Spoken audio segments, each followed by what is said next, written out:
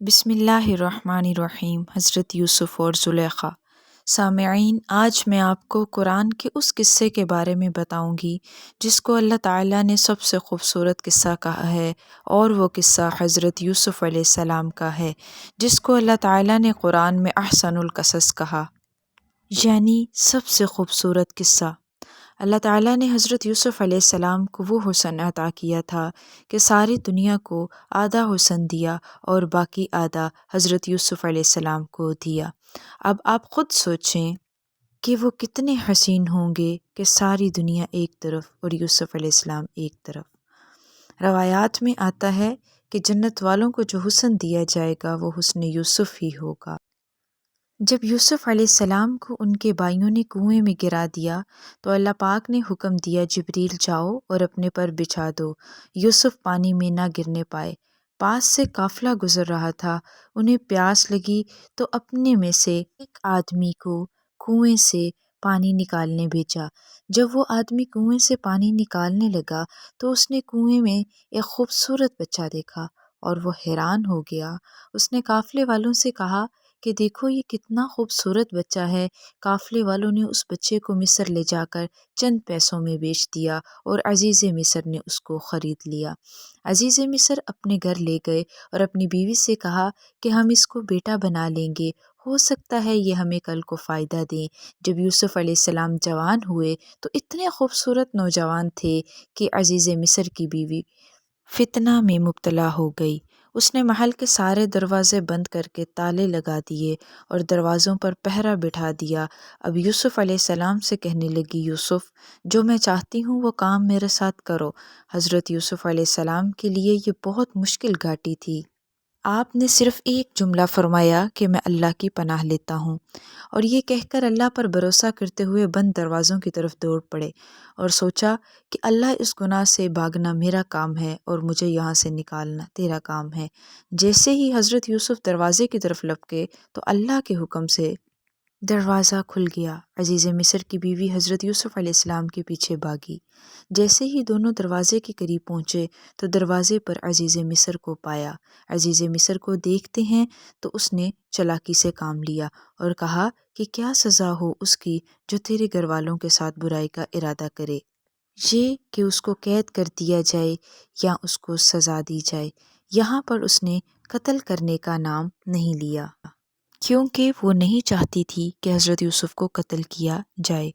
वहाँ पर मौजूद एक बच्चे ने हज़रत यूसुफ़ अलैहिस्सलाम की गवाही दी और कहा, यूसुफ़ का कुर्ता देखो, अगर कुर्ता पीछे से फटा है तो औरत झूठी है और यूसुफ़ सच्चा, और अगर कुर्ता आगे से फटा है तो औरत सच्ची है और यूसुफ़ झूठा। जब यूसुफ़ अलैहिस्सलाम का कुर्ता देखा गया तो वो पीछे से फटा हुआ था। अज़ीज़ मिस्र ने जब ये सारा माजरा देखा तो अपनी बीवी से कहा कि बेशक तू ही ख़ताकार है, यूसुफ़ तुम इससे एराज़ करो। लेकिन दूसरी तरफ पूरे शहर में बदनामी हो चुकी थी कि अज़ीज़ मिस्र की बीवी एक ग़ुलाम पर आशिक हो गई। इस वजह से अज़ीज़ मिस्र ने यूसुफ़ अलैहिस्सलाम को कैद में डाल दिया। दूसरी तरफ पूरे शहर में ये शोर मच गया कि अज़ीज़ मिस्र की बीवी ज़ुलेखा एक ग़ुलाम पर आशिक हो गई है। लोगों ने तरह तरह की बातें बनानी शुरू कर दी कि ज़ुलेखा, क्या तुमने अपना मकाम नहीं देखा? क्या तुमने अपने रुतबे को नहीं देखा? एक मलका होकर तुम एक ग़ुलाम पर आशिक हो गई हो। ज़ुलेखा ने उनको समझाने के लिए एक तदबीर सोची। ज़ुलेखा ने उनके लिए दावत का इंतज़ाम किया और एक बड़े दस्तरखान पर फल वगैरह रखे। अब उन सब औरतों को उसने हाथ में छुरियाँ पकड़ा दी और फल उनके आगे रख दिए और यूसुफ़ अलैहिस्सलाम को हुक्म दिया, यूसुफ़ इनके सामने आओ। जब यूसुफ़ अलैहिस्सलाम उनके सामने आए तो औरतों ने फल काटने की बजाय अपने हाथ काट लिए और कहा कि ये इंसान नहीं है, ये तो कोई देवता लगता है, इतना खूबसूरत इंसान नहीं हो सकता। इस पर ज़ुलेखा ने कहा कि ये है वो इंसान जिसने मुझे अपने हुस्न में फ़रेफ्ता किया है।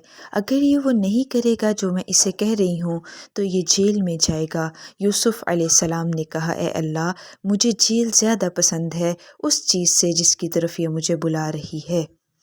उसके बाद कई साल तक यूसुफ़ अलैहिस्सलाम जेल में रहे और फिर अल्लाह ताला ने उनको मिस्र की बादशाहत अता की।